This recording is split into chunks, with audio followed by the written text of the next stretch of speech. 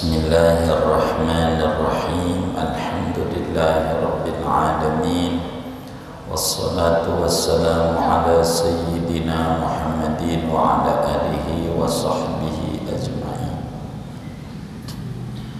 Faslun fima yata'allaqu bil mayyiti. Adapun ini yaitu pasal tentang hal-hal yang berhubungan dengan mayit. Ghusluhu wa takfinuhu wassalatu alaihi wa dafnuhu furudu kifayatin. Adapun memandikan mayit, mengkafani mayit, mensolatkan atas mayit dan menguburnya, yaitu hukumnya fardu kifayah ala kulli man ulima bimautihi, atas tiap-tiap orang yang diketahui dengan matinya orang, min qaribin aw ghairihi, daripada kerabat atau bukan kerabat. Fa in qama biha ahadun minna walau ghaira mukallafin saqatal haraj. Maka jikalau menjalankan dengan semuanya, memandikan, mengkafani, mensolatkan, mengubur oleh seorang daripada kita manusia, walau ghaira mukallafin, dan meskipun manusianya yaitu belum mukallaf, saqatal haraju, maka gugur oleh dosa. Wa illa, jikalau tidak ada yang menjalankan satupun, asimal jami'u, maka berdosa oleh seluruhnya. Wa syahidul ma'rakati la yughsalu wa la yusalla alaihi, wa amma takfinuhu wa dafnuhu mafrudani. Adapun orang yang mati syahid pada peperangan melawan orang kafir, yaitu tidak dimandikan oleh orang mati syahid dan tidak disolatkan atasnya. Adapun mengkafaninya dan menguburkannya yaitu wajib keduanya. Wallahu a'lamu bishawab. Segini kita bedah. Bapak, Ibu, saudara-saudara sekalian yang mulia, sesudah kita pertemuan yang lalu menjelaskan adab-adab kematian sampai selesai pada mengumumkan kematian seseorang untuk disolatkan, perlu diketahui bila ada seorang muslim meninggal dunia, apa dia taat, apa dia tidak taat, apa dia berdosa atau dia tidak berdosa kematiannya, janjinya muslim, maka kewajiban si hidup kepada si mati ada 4. Inilah makna ghusluhu wa takfinuhu wassalatu alaihi wa dafnuhu furudu kifayatin. Hukumnya wajib bila ada orang meninggal dunia,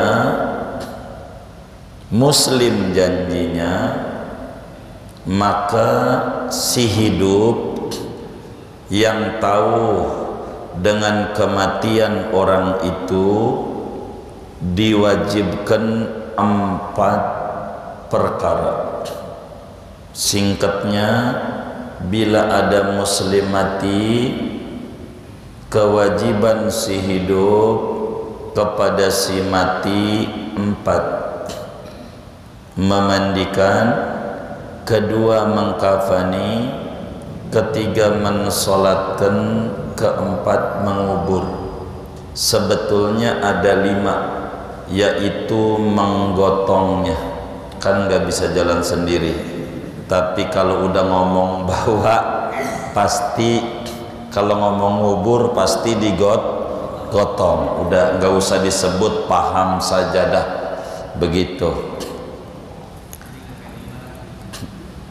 Jadi bagaimana ada orang meninggal di petukangan, ndak pernah ke Darul Falah, nggak pernah ke masjid seumur-umurnya, sampai mati. Kan bisa aja ada kayak begitu ya. Umpama ini perlu disolatin apa kagak? Jawabannya dilihat dulu, muslim apa kagak yang tidak ke masjid itu. KTP-nya lihat, agamanya Islam, wajib disolatin. Masalahnya enggak pernah sholat seumur hidupnya, biar enggak pernah sholat. Kalau yang mati muslim, wajib si hidup ngerjain 4. Salah satunya nyolatin, wajib nyolatin. Bagaimana kalau yang matinya ini bunuh diri, bingung mikirin hidup, sebab virus corona yang lama aja belum hilang, muncul lagi varian baru. Mana udah nyampe Singapura lagi, kan deket Batam tuh ya. Ada yang bilang udah nyampe Australia, lah kan seberangan sama seberangan. Ini Singapura, ini Australia, ini Indonesia, kan begitu. Ini bagaimana ini yang lama aja belum hilang, muncul lagi virus model baru. Dia bingung, ini 2021 hilang apa kagak, dia bingung. Dia lagi mikirin aja sama dia, dipikirin sampai dalam banget. Itu vaksin yang udah dibeli untuk virus lama apa untuk virus baru itu, dia bingung lah. Kalau untuk virus lama ya belum dipakai, muncul yang baru lagi, apa enggak manjur ini, dia bingung. Akhirnya gantung diri, mati, bunuh diri. Ini yang mati bunuh diri ini disolatin apa kagak nih? Hah? Disolatin nggak? Dilihat lagi KTP-nya Islam apa kagak. Kalau dia Islam, wajib disolatin meskipun bunuh diri. Karena ini kewajiban si hidup kepada si mati. Kita nggak mau mikirin, tapi matinya ini masalahnya dosa. Wong bunuh diri, ya kalau ngomong dosa kemudian enggak disolatin, maka banyak muslim yang kudu tidak disolatin. Kenapa emang? Karena satu, bunuh diri itu hukumnya dosa. Bohong juga hukumnya dosa. Ada orang ditanya sama bininya, "Bang, udah nyampe mana?" "Dikit lagi," padahal masih jauh. Ada nggak yang jawab begitu tuh? Yang mana orangnya? Dosa nggak tuh? Maka kalau mati nggak usah disolatin, sebab ya kagak begitu, kagak. Jadi mau orang itu dosa atau tidak dosa, pokoknya kalau muslim mati, kewajiban si hidup kepada si mati 4 perkara. dimandiin, disolatin, dikafanin, disolatin, dikuburin. Wajib. Cuman wajib apa namanya? Wajib itu dalam Islam ada dua. Ada fardu ain, ada fardu kifayah. Apa fardu ain? Fardu ain itu kewajiban yang harus dilaksanakan oleh masing-masing individu muslim. Namanya fardu ain. Kayak sholat 5 waktu, fardu ain, tiap muslim wajib ngerjain. Yang kedua fardu kifayah. Apa itu fardu kifayah? Kewajiban cukup perwakilan. Kewajiban tidak kepada semua orang, hanya perwakilan saja. Asal ada yang ngerjain, walaupun satu orang yang ngerjain, walaupun masih bocah orangnya, belum baligh, maka tidak dosa orang sekampung, enggak dosa. Tapi kalau tidak ada yang ngerjain sama sekali, maka orang sekampung dosa semuanya. Kalau enggak ada yang ngerjain, dosa semuanya dosa. Itulah namanya fardu kifayah. Kudu ada. Kepada siapa dulu ini fardu kifayah? Kepada kerabat. Bapak mati, anaknya tuh yang bakal dapat warisan, yang kudu ngerjain, mandiin, ngafanin, nyolatin, nguburin, dia tuh yang bakal dapat warisan. Jangan sampai warisannya merebutan, mandiinnya nyuruh orang.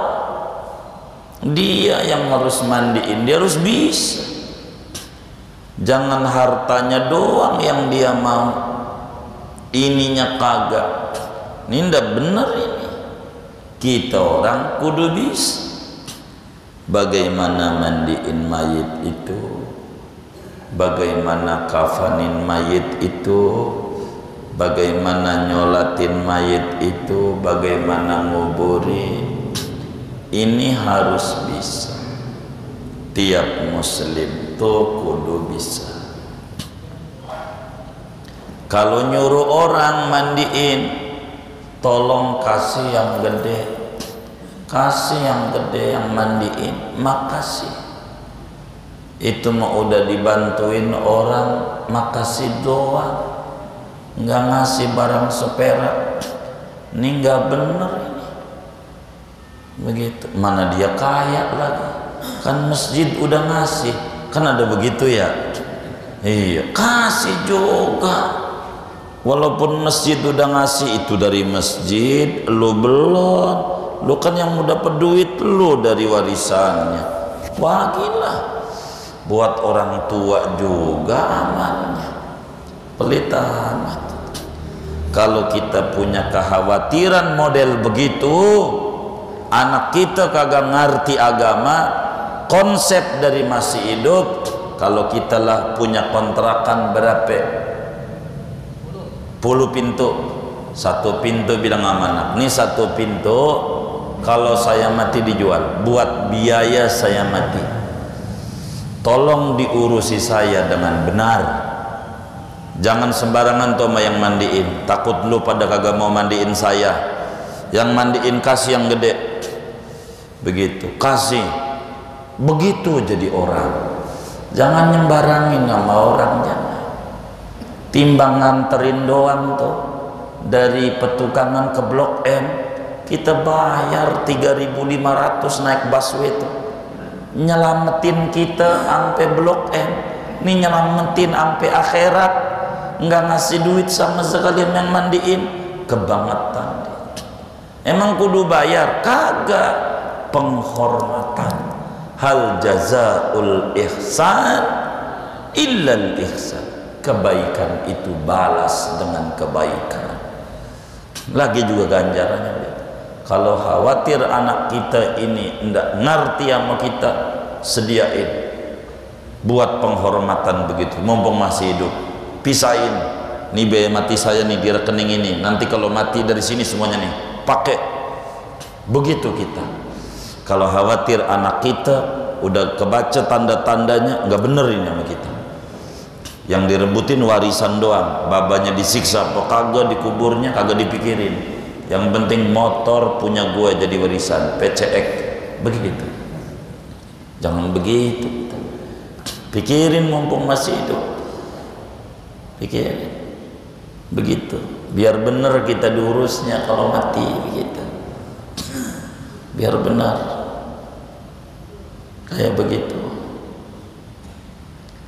Jadi kewajiban si hidup sama si mati 4. Dari mana ini biaya-biayanya? Ini yang kemudian harus difahami.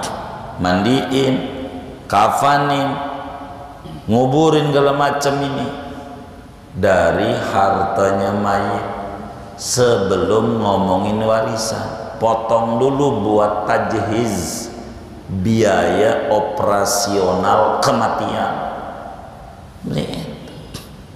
Kalau kita disumbang sama masjid, sama lembaga, disumbang, ya kita nyumbang lagi. Berapa kita disumbang kematian? Pokoknya rapi dah kalau mati di lingkungan masjid ini, umpama ada satu masjid begitu, ya kita ada keluarga mati kasih juga buat yang mati yang lain. Kan kita udah ditolongin sama orang, ya kita nolongin juga. Begitu. Jangan pura-pura merem. Jangan. Ada nggak yang pakai pura-pura merem kayak begitu? Hah? Nggak ada. Alhamdulillah. Takut ada doa. Tuh kayak begitu. Jangan gitu. Harus benar.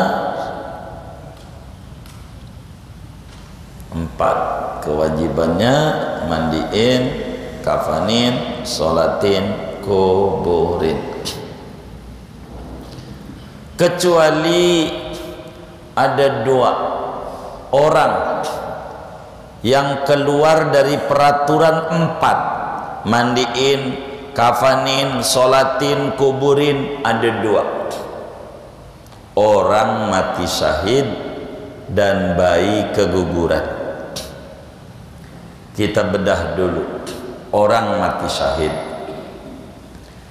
Saudara, orang mati syahid itu ada 3 kategori. Mati syahid itu ada 3. Yang pertama adalah disebut syahid dunia akhirat. Yang pertama namanya syahid dunia akhirat.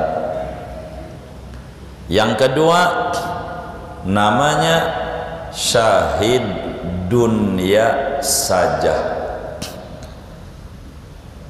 Yang ketiga syahid akhirat saja.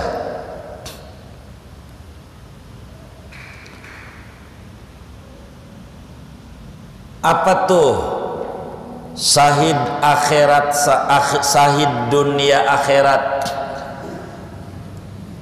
Yang bagaimana? Yang disebut dengan syahid dunia akhirat, yaitu orang yang mati dalam peperangan melawan orang kafir. Orang yang mati dalam peperangan melawan orang kafir,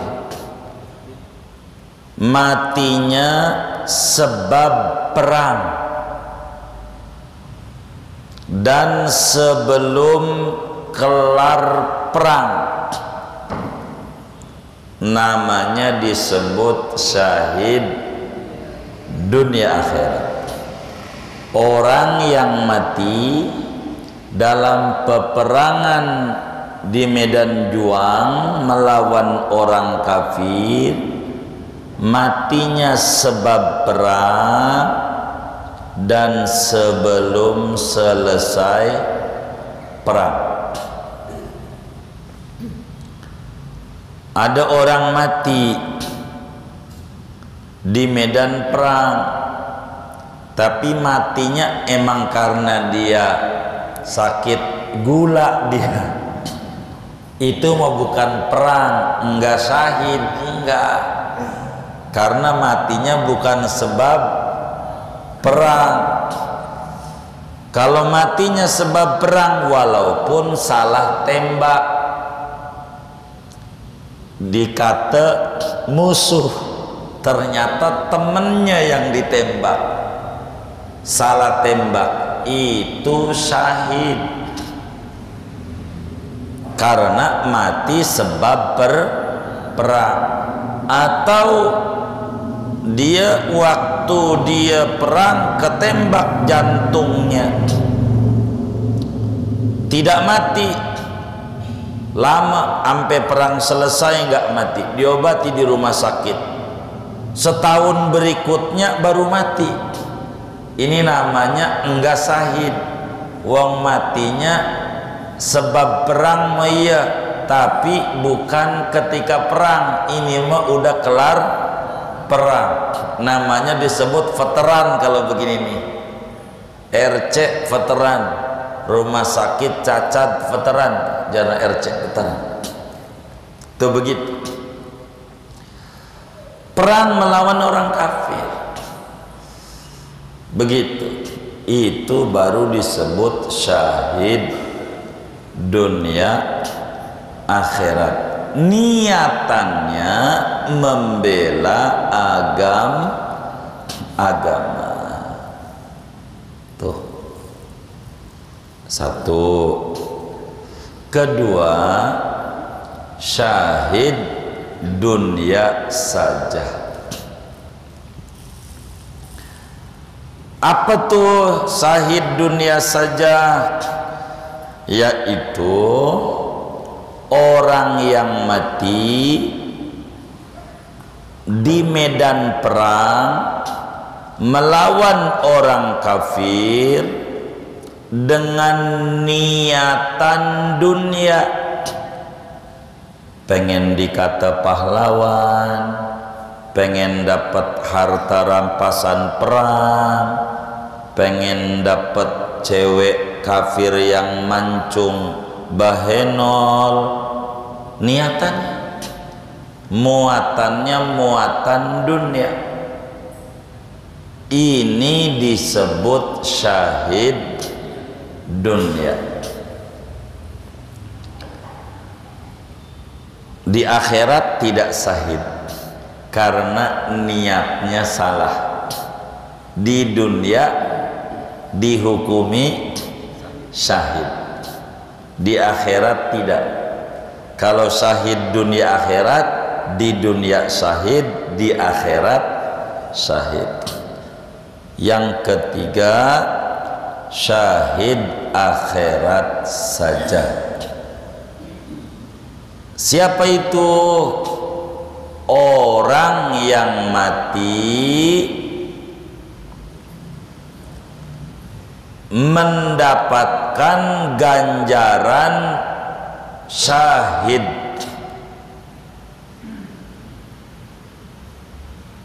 meski tidak berperang melawan orang kafir.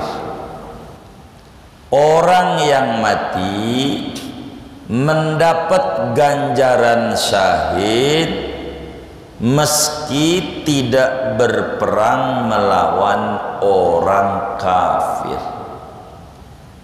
Disebut syahid akhirat. Nanti di akhirat bakal baris pada kelompok orang mati syahid. Adapun di dunia prosesnya biasa, kudu dijalanin 4: dimandiin, dikafanin, sholatin, kuburin. Tapi di akhirat luar biasa, di dunia biasa. Itu disebut syahid akhirat. Di dunia orang biasa, di akhirat luar biasa. Syahid itu maknanya disaksikan jaminan dia masuk surga. Begitu duluan. Arti syahid itu orang yang disaksikan dapat jaminan masuk surga duluan di akhirat. Adapun syahid akhirat unsurnya banyak. Ibu-ibu meninggal ngelahirin bayi, namanya meninggal beranak, kata orang Betawi ya, beranak. Ngelahirin bayi, anaknya hidup, maknya mati, atau dua-duanya. Ini si ibu nih namanya syahid, namanya syahid. Tapi syahid akhirat. Di dunia biasa, kudu dimandiin, dikafanin, sholatin, kuburin. Mana lagi orang yang tidur punya wudhu dulu sebelum tidur. Sebelum tidur wudhu, baru tidur, mati. Ini orang syahid akhirat. Syahid akhirat. Siapa yang wudhu dulu sebelum tidur, lalu tidur, punya wudhu sebelum tidurnya, maka kalau mati syahid. Syahid akhirat. Di dunia biasa. Mana lagi orang yang menuntut ilmu, lagi mondok mati di pondok, di majelis taklim mati dia, lagi ngaji, habis nyawanya di majelis, pegang pulpen, tahu-tahu sujud, mati. Syahid akhirat. Di akhirat syahid, di dunia biasa. Mana lagi orang yang mati karena wabah, itu namanya syahid akhirat.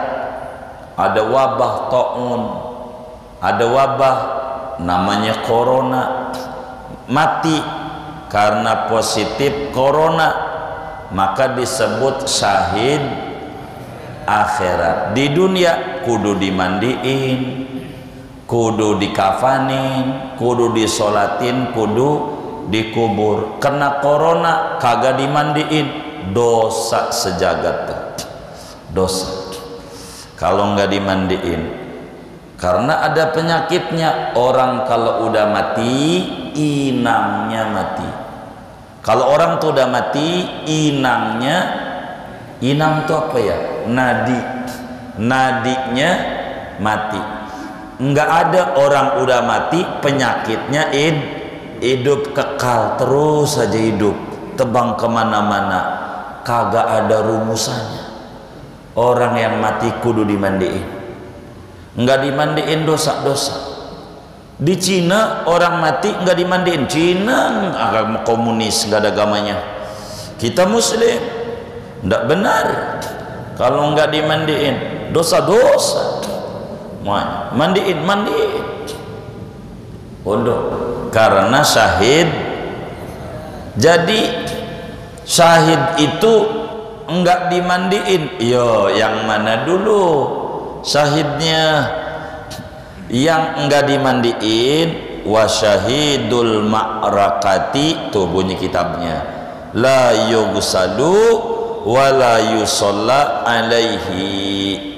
Adapun orang mati syahid dunia akhirat dan mati syahid dunia saja, karena mati syahid dunia ini niat urusan Allah, kita tak tahu, maka di dunia syahid. Orang yang syahid dunia akhirat dan orang yang syahid dunia saja haram dimandikan, haram disolatkan. Haram dimandikan, haram disolatkan. Siapa yang haram dimandikan? Orang yang mati syahid dunia akhirat dan orang yang mati syahid dunia saja. Ini tidak boleh dimandikan sebab darahnya bakal menjadi saksi kelak di akhirat. Kalau dimandiin darahnya hilang. Yang perang nih, itu begitu. Karena itu haram disolatin. Kalau tidak dimandikan haram disolatin. Solat itu hubungannya sama mandi. Jadi kalau belum dimandiin, belum ada solat janazah. Kita mau sholat gaib. Saudara kita di Jawa, di mana ya? Ente orang mana? Oh, Purwokerto, Jawa Tengah. Baik. Yang ini orang mana ini nih? Oh, Kediri. Ada familinya di Kediri, di Purwokerto, Jawa Timur ini. Baik. Itu meninggal. Kita mau sholat gaib dohor. Ntar dulu. Udah dimandiin belum? Belum. Baru dimandiin kelar jam 1. Ya ntar jam 1 sholat gaibnya. Enggak boleh. Sholat mah hubungannya aman. Kalau enggak dimandiin, enggak disolatin. Ini kena covid kagak dimandiin, sholat gaib. Ngawur nih, ngawur. Sholat apaan? Mau dimandiin kagak? Kalau tidak dimandiin kagak ada disolatin, kagak ada. Jadi orang mati syahid tidak dimandikan, tidak disolatkan. Syahid apa? Syahid dunia akhirat dan syahid dunia saja. Adapun syahid akhirat itu normal biasa. Walaupun berperang tidak dimandikan, tidak disolatin, 2 doang. Karena ada 4. Mengkafaninya wajib. Kalau bajunya robek, hancur perang, ya dibungkus lagi. Kalau robek. Tapi kalau enggak robek bajunya, yaudah baju itu aja. Begitu, baju itu aja. Cuma kalau sepatunya mau copot dah, bajunya aja yang itu. Topinya, helmnya dicopot, jangan dipendem sama itunya. Bajunya aja.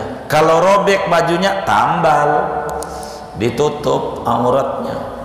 Penguburannya wajib.